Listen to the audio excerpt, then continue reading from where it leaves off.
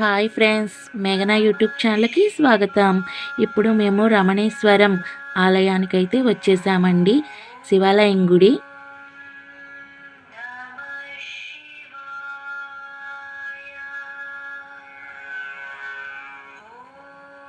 ఇదేనండి లోపలికి వెళ్ళే దారి.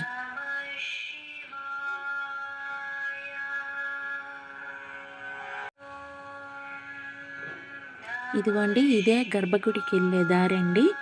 చుట్టుపక్కల అన్ని శివలింగాలేనండి. పెద్ద పెద్ద శివలింగాలు అయితే స్థాపించి ఉన్నాయి.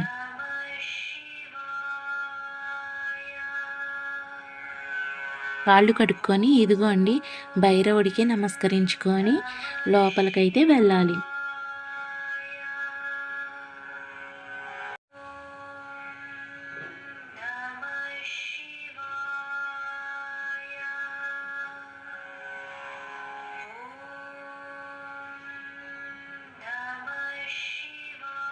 ఇక్కడ శివలింగాలకైతే అభిషేకాలు అయితే చేస్తారండి.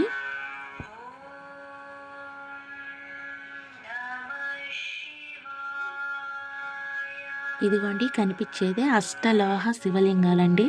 ఇక్కడ ఈ శివలింగాలకి అభిషేకాలు చేస్తారు. చూసారా అండి ఎంత బాగుందో.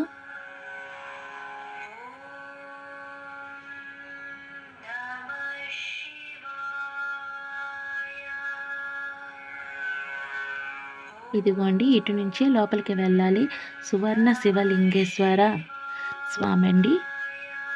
ఇక్కడ బంగారు శివలింగం ఉంటుంది. 3 అడుగుల ఎత్తులో బంగారు శివలింగం అండి. చాలా అంటే చాలా బాగుంటుందండి.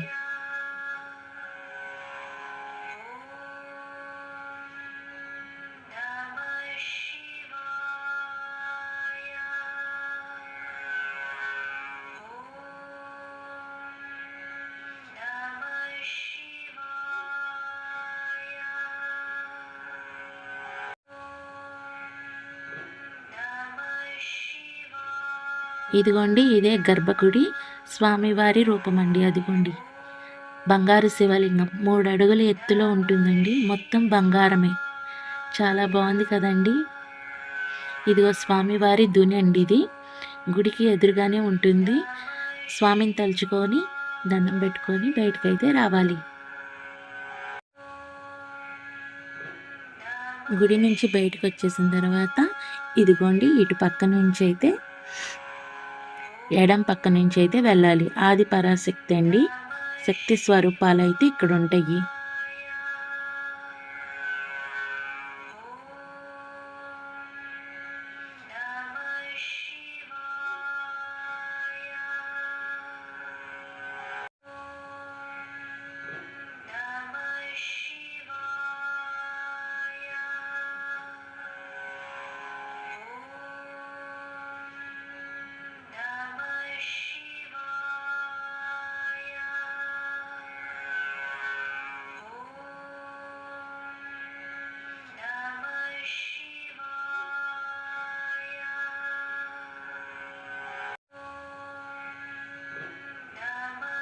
ఇదిగోండి లోపలికైతే వెళ్తున్నాం. ఇక్కడ అన్ని అమ్మవారి దేవతామూర్తులు, అలాగే మహాదేవుడు ఎన్ని రూపాలైతే ఉన్నాయో అన్ని రూపాలు ఇక్కడ కనిపిస్తాయి. అమ్మవారి శక్తి పీఠాలు, అలాగే అమ్మవారి నవదుర్గ రూపాలు అన్నీ అయితే ఇక్కడ కనిపిస్తాయండి మనకి.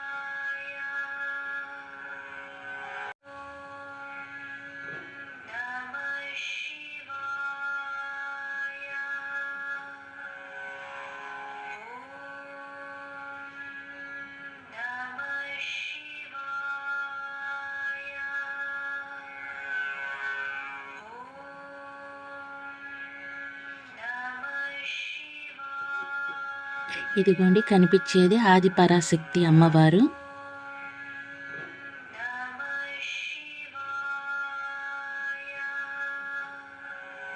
అమ్మవారి నవదుర్గ రూపాలు కూడా ఇక్కడే కనిపిస్తాయండి. ఒక్కొక్క రూపాన్ని చూస్తుంటే నిజంగా అమ్మవారు ఇక్కడే ఉన్నారా అనిపించే అంత ఉన్నాయండి. చాలా అంటే చాలా బాగున్నాయి. ఎవరైనా కుదిరితే కనుక వెళ్ళి చూడండి.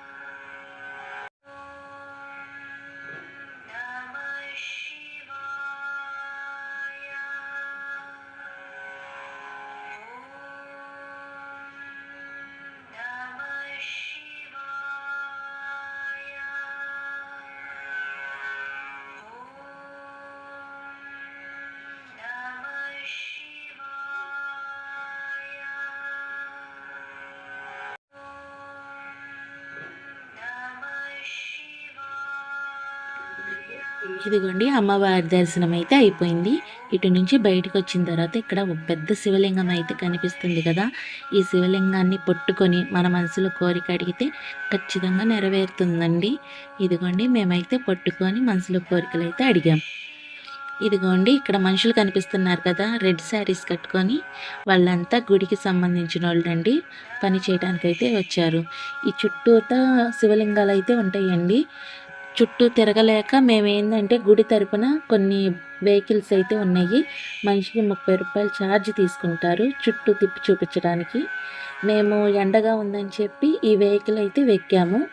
కొంతమంది ఆడవాళ్ళు నడవలేక అడుగుతుంటే వాళ్ళకు కూడా మేమే టికెట్స్ తీసుకొని, అక్కడ పని చేస్తున్నారు కదండి రెడ్ చీరలు కట్టుకొని, వాళ్ళని మేమే ఎక్కించుకొని మా వెహికల్లోనే తీసుకొని వెళ్ళామండి. ఈ దర్శనం అంతా అయితే చక్కగా చేసుకున్నాము. కంప్లీట్ అయిపోయింది. చాలా అంటే చాలా హ్యాపీగా అనిపించింది. చుట్టూతో శివలింగాలు అయితే ఉన్నాయి. శివలింగాలన్నీ చూసాము. అలాగే అమ్మవారి శ్రీచక్రాలు ఉన్నాయండి. అవి కూడా చూసి నమస్కరించుకొని దండం పెట్టుకొని అయితే వచ్చాము. చుట్టూతా మొత్తం గుడి మొత్తం చూపించాడండి అతను. ఒక విచిత్రం అయితే జరిగిందండి. దర్శనం అంతా అయిపోయింది. ఇంకా వెహికల్ అయితే దిగేసాము. దిగంగానే మా ముందు నుంచి ఒక కారు అయితే వెళ్ళిందండి. మేము నిలబడి చూస్తున్నాము. ఆ డ్రైవర్ అన్నారు, ఆ కారులో నుంచి స్వామీజీ వారు దిగుతున్నారమ్మా, అదిగో చూడండి అని చెప్పి అన్నారు. మేము స్వామీజీని చూసాము. దూరం నుంచి అయితే చూసాము, దగ్గరికి వెళ్ళలేదు. కానీ మా పిల్లలు ఏమన్నా స్వామీజీని చూద్దాం మమ్మీ అంటే, ఇంకా పిల్లలిద్దరిని తీసుకొని మా హస్బెండ్ నేను కలిసి వెళ్ళాము.